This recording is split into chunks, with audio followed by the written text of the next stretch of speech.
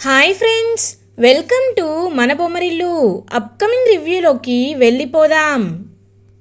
Morning అవుతుంది. శారద తన birthday అవ్వడంతో పూజ చేసి అందరికీ హారతిస్తుంది. గగనే తనకి ఫస్ట్ విష్ చేయాలని గగన్ దగ్గరికి కాఫీ తీసుకువెళ్తుంది శారద. గగన్ మర్చిపోయినట్లు నటిస్తూ ఉంటాడు. అమ్మా, థ్యాంక్ యూ అమ్మా కాఫీ ఇచ్చినందుకు అని అంటారు. గగన్, నాతో ఏదైనా చెప్పాలనన్నా అని అడుగుతారు శారద. నేనా? ఇవాళ ఒక ఇంపార్టెంట్ మీటింగ్ ఉందమ్మా, నేను త్వరగా వెళ్ళాలి, కాబట్టి త్వరగా టిఫిన్ చేయి, వెళ్తాను అని ఫ్రెష్ అవ్వడానికి వెళ్ళిపోతాడు గగన్. ఇంకా పూరి నవ్వుకుంటూ శారద దగ్గరికి వస్తుంది. చూసావా, నీ ముద్దుల కొడుకు నీ బర్త్డే అనే విషయాన్ని మర్చిపోయాడు అని నవ్వుతూ ఉంటుంది పూరి. హేయ్ ఆపవే అని శారద అక్కడి నుండి వెళ్ళిపోతుంది. ఇంకా గగన్ రెడీ అయ్యి కిందకి వస్తాడు. అలా ఇంకా గగన్ టిఫిన్ చేసి, అమ్మా నేను బయలుదేరుతున్నాను, జాగ్రత్త, పూరి నువ్వు తను కలిసి వెళ్ళిపోండి కాలేజ్కి అని చెప్పి ఇంకా అలా గగన్ అయితే ఏమీ తెలియనట్టే ఆఫీస్కి వెళ్ళిపోతాడు. నిజంగా గగన్ మర్చిపోయాడా ఏంటిదంతా అని శారద బాధపడుతూ ఉంటుంది. గగన్ డాన్స్ ఇన్స్టిట్యూట్కి వచ్చి బర్త్డే కోసం అన్ని అరేంజ్మెంట్స్ చేసుకుంటాడు. ఇంకా భూమి అలా చూస్తూ ఉంటుంది. అప్పుడే కరెక్ట్గా భూమి కృష్ణప్రసాద్ రావడం గమనిస్తుంది. మావయ్య మీరిక్కడ అని అడుగుతారు. ఏం లేదమ్మా భూమి, నీ దగ్గరికే వచ్చాను, నీతో కొంచెం మాట్లాడాలమ్మా. ఇవాళ శారద పుట్టినరోజు.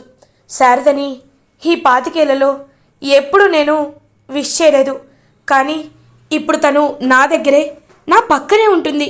తన దగ్గరికి వెళ్ళాలనిపిస్తుంది, కానీ భయంగా ఉందమ్మా. నువ్వైతే ఏదో ఒక సలహా ఇస్తావు కదా, అందుకే నీ దగ్గరికి వచ్చాను అని అంటాడు కృష్ణప్రసాద్. మావయ్య ఈరోజు అత్తయ్య బర్త్డేనా, అందుకే గగన్ గారు అని చెప్పి చూస్తూ ఉంటే గగన్ ఎక్కడ చూసేస్తాడోనని కృష్ణప్రసాద్ ఒక ఫ్లెక్సీ వెనకాల దాక్కుని ఉంటారు. అప్పుడే ఇంకా గగన్ అరేంజ్మెంట్స్ అన్నీ అయిపోయిన తర్వాత, హలో అమ్మా, నేను నా రూమ్లో ఫైల్ మర్చిపోయాను, త్వరగా ఇన్స్టిట్యూట్కి తీసుకురావా అని కాల్ కట్ చేస్తారు. ఇంకా వెంటనే శారద ఫైల్ తీసుకొని డ్యాన్స్ ఇన్స్టిట్యూట్కి రీచ్ అవుతుంది. బర్త్డే గుర్తులేదు, కానీ ఫైల్ తీసుకురావడానికి మాత్రం ఈ అమ్మ బాగా గుర్తొస్తుంది అని చెప్పి ఇంకలా శారద ఫైల్ తీసుకువెళ్తుంటే అప్పుడే కరెక్ట్గా ఇంకా ఒక బోర్డ్ చూస్తుందన్నమాట శారద. హ్యాపీ బర్త్డే అమ్మ గగన్ అని రాసి ఉంటుంది. ఒక్కసారిగా చాలా అంటే చాలా ఎమోషనల్గా ఫీల్ అవుతుంది శారద.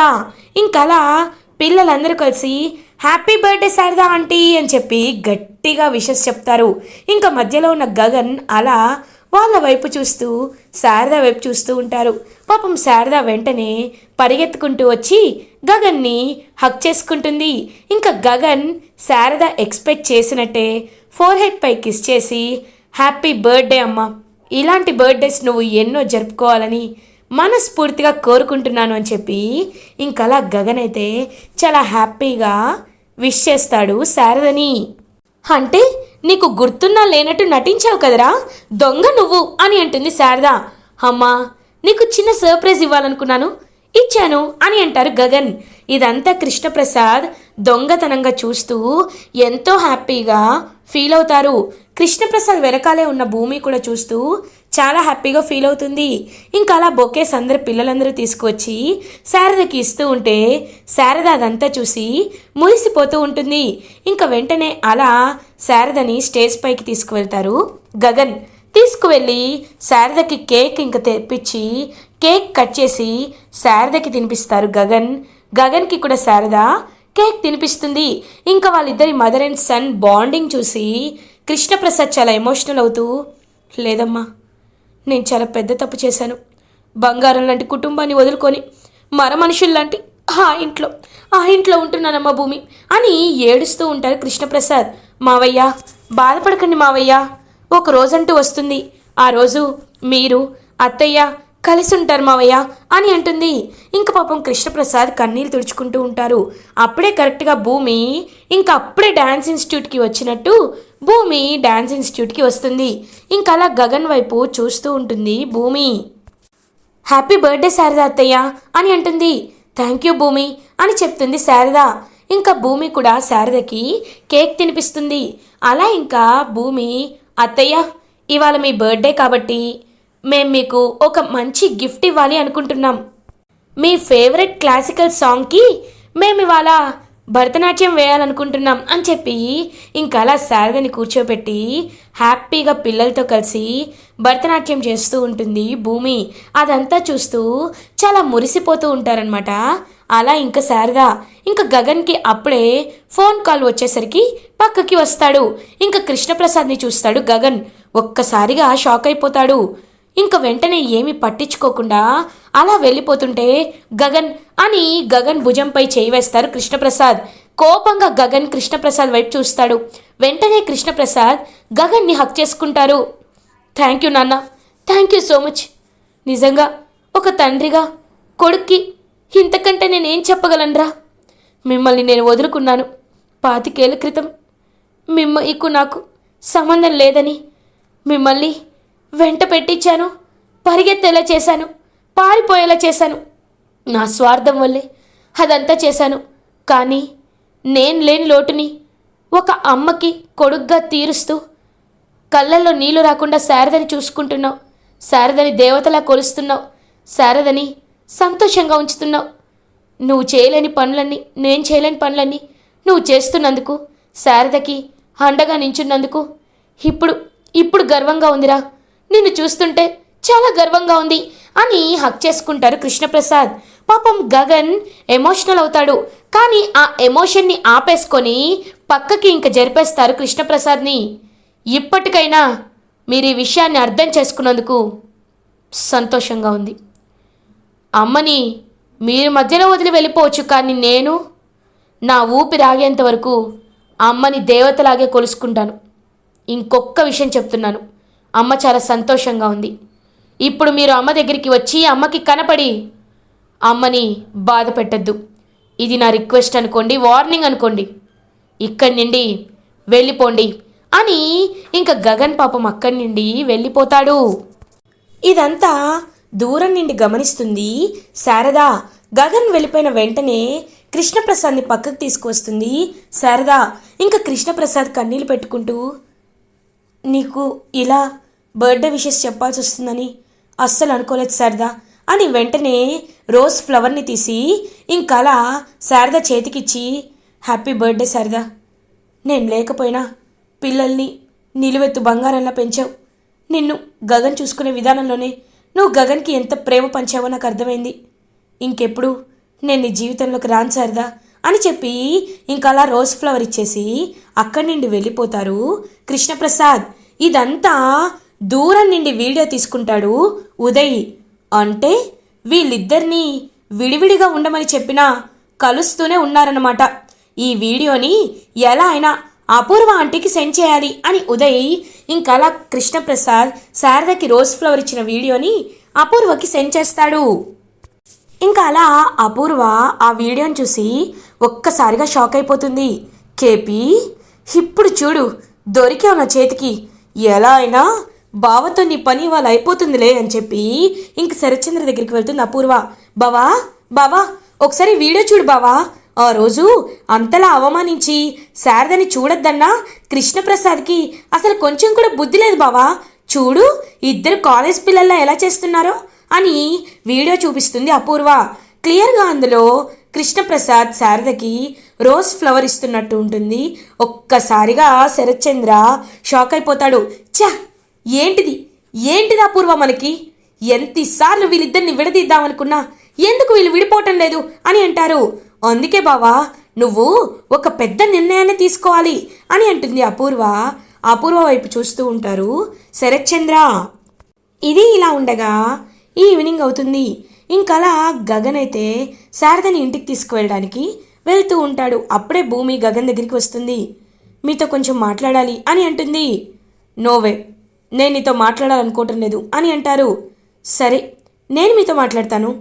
చూడండి, మీరు ఇవాళ నా దృష్టిలో ఆకాశం అంత ఎత్తులో ఉన్నారు.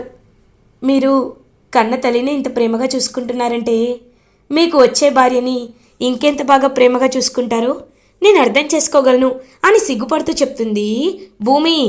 ఏంటి కాబోయే భార్య? నాన్సెన్స్, అసలు నేను పెళ్ళే చేసుకోను అని అంటారు గగన్. ఒక్కసారిగా భూమి చూస్తూ ఉంటుంది. ఏంటి బావా, ఏం మాట్లాడుతున్నారు మీరు అని అంటుంది. చూడు భూమి, అమ్మ పుట్టినరోజున నేను అబద్ధం చెప్పను. ఒక్కటి మాత్రం నిజం, నా మనసులో నువ్వే ఉన్నావు. పెళ్లి చేసుకుంటే నిన్నే పెళ్లి చేసుకుంటాను, అంతేకాని ఇంకెవ్వరిని నేను పెళ్లి చేసుకోను అని గట్టిగా చెప్పి అక్కడి నుండి వెళ్ళిపోతాడు గగన్. ఇంక భూమి గగన్ మాటలకి ఎంతో హ్యాపీగా ఫీల్ అవుతుంది. ఇది ఇలా ఉండగా కౌశిక్ ఇంటికి రీచ్ అవుతారు. ఇంకా కృష్ణప్రసాద్ని చూస్తూ ఉంటారనమాట శరత్చంద్ర. ఏంటి కృష్ణప్రసాద్, ఎక్కడికి వెళ్ళొచ్చావు అని అడుగుతారు. ఏం లేదు బావగారు, చిన్న పనుంటే ఫ్యాక్టరీకి వెళ్ళాను అని అంటారు. నోర్మోయ్, ఇంకొక్క మాట నీ నోట్లో అబద్ధం వస్తే నేనేం చేస్తానో నాకే తెలియదు కేపీ. మాటలు ఏంటి ఆటలాడుతున్నావా? నేను నీకు ఎలా కనబడుతున్నాను? పిచ్చోళ్ళ కనబడుతున్నానా? ఆ రోజు చెప్పాను ఇంకొకసారి నువ్వు శారదా కలుసుకోకూడదని. మరి ఏం చేసావు? ఏం చేసావు? ఏంటిదంతా అని ఆ వీడియోని చూపిస్తారు శరత్చంద్ర. ఒక్కసారిగా షాక్ అయిపోతారనమాట కృష్ణప్రసాద్. అది కాదు బావగారు అని అంటారు. వద్దు, నువ్వు నా ముందు మాట్లాడే అర్హతని కోల్పోయావు కేపీ. కాబట్టి నేనిప్పుడు ఆ శారదని చంపేస్తాను. శారదని చంపేయడానికే నువ్వు నాకు ఇచ్చిన మాటని బ్రేక్ చేసావు, మాట తప్పావు. కాబట్టి నేను కూడా నేనిచ్చిన మాటను తప్పను, చెప్పినట్టే ఆ శారదని చంపేస్తాను అని చెప్పి ఇంకా గన్ పట్టుకొని శరత్చంద్ర అయితే శారద వాళ్ళ ఇంటికి బయలుదేరుతాడు. అప్పుడే ఇంకా శారదకైతే పాపం పూరి వీళ్ళందరూ కలిసి భోజనం చేసి పెట్టి ఇంకా హ్యాపీగా డ్యాన్స్ వేస్తూ ఉంటారు. అదంతా చూస్తూ కృష్ణప్రసాద్ రే గగన్ అని గట్టిగా అరుస్తారు. ఒక్కసారిగా గగన్ శారద అందరు బయటికి వస్తారు. శారద వైపు గన్ గురి పెడతాడు శరత్చంద్ర. ఒక్కసారిగా గగన్, హేయ్ పిచ్చెక్కిందా మిస్టర్ శరత్చంద్ర, ఏం చేస్తున్నావు నువ్వు అని అడుగుతారు గగన్. రే మీ అమ్మరా, మీ అమ్మకి ఎన్నిసార్లు చెప్పానురా వద్దు కేపీని కలవద్దు అని. అయినా కేపీని కలిసింది, కేపీతో మాట్లాడుతుంది. అలాంటప్పుడు ఏంట్రా, ఏంటిదంతా? ఈ వీడియోను చూసావా అని అడుగుతారు. ఇంక చూసేసరికి అలా కృష్ణప్రసాద్ అయితే రోజ్ ఫ్లవర్ ఇచ్చినట్టుంటే ఒక్కసారిగా షాక్ అయిపోతాడనమాట గగన్. అమ్మా అని అంటారు. ఇంక పాపం శారద వెక్కి వెక్కి ఏడుస్తుంది. చూడు, నీకెలాగో నిజం తెలిసిపోయింది. ఆ రోజు వీళ్ళిద్దరూ కలిస్తే ఖచ్చితంగా శారదని చంపేస్తానని చెప్పాను. ఇప్పుడు చంపడానికే వచ్చాను అని అంటారు. వెంటనే ఇంకా గన్ని గట్టిగా లాక్కొని పక్కకి ఇసిరేస్తాడనమాట గగన్. హే మిస్టర్ శరత్చంద్ర, ఏంటి మా అమ్మ ప్రాణాలు తీస్తావా? తీ, నీకు దమ్ముంటే తీ చూస్తాను. ఇప్పుడు చెప్తున్నాను మా అమ్మ పుట్టినరోజు నేను నీకు వాగ్దానం చేసి చెప్తున్నాను. ఏంటి? ఎవరెవరిని లాక్కున్నారు? ఎవరిని లాక్కున్నారు? నాన్నగా ఈ కృష్ణప్రసాద్ మాకు అండాదండ ఉండేవాడు. కానీ నా 5 ఏళ్ల వయసులో ఏం చేశారు? బలవంతంగా ఆయన చేత తాళి కట్టించుకున్నారు. తర్వాత నుండి మాకు అవమానాలు, కష్టాలు, కన్నీళ్ళని మిగిల్చారు. ప్రాణ భయంతో పరుగులు పెట్టేలా చేశారు. కానీ ఇప్పుడు ఆగాను, నిలబడ్డాను, నీకు ధీటుగా నిలబడుతున్నాను. సరే, చంపుతావా? ఎలా చంపుతావో నేను చూస్తాను. ఇప్పుడు చెప్తున్నాను, జాగ్రత్తగా చెవులు రిక్కరించుకొని విను మిస్టర్ శరత్చంద్ర. కృష్ణప్రసాద్ గారు మా నాన్న, మా అమ్మకి ఆయన భర్త. నాకు ఆయన నాన్న అయినా అవ్వకపోయినా, నేను పిలవకపోయినా, నేను నాన్న అని అనుకోకపోయినా ఆయన మా అమ్మకి భర్త. కాబట్టి వాళ్ళ సంతోషాన్ని నేను కోరుకుంటాను. కాబట్టి ఇప్పుడు చెప్తున్నాను, కోర్టులో కేసు వేసి మీ ఇంటి పరువుని బయట పెడతాను శరత్చంద్ర. పెట్టి మా అమ్మ ఈయనకి మొదటి భార్య అయినప్పుడు, మొదటి భార్య బ్రతికే ఉన్నప్పుడు రెండో భార్యను ఎందుకు పెళ్లి చేసుకున్నాడు? తెలిసాక కూడా మీరు ఎందుకు విడాకులు ఇప్పించలేదని ఖచ్చితంగా నిలదీస్తాను. కోర్టుకి లాగి ఆయన మా ఇంటికి వచ్చేలా చేస్తాను. ఆయన్ని కూడా మా ఇంట్లోనే మా అమ్మ నాన్న కలిసి ఉండేలా చేస్తాను. ఇది నా ఛాలెంజ్ అని అంటారు గగన్. ఒక్కసారిగా శరత్చంద్ర షాక్ అయిపోతాడు.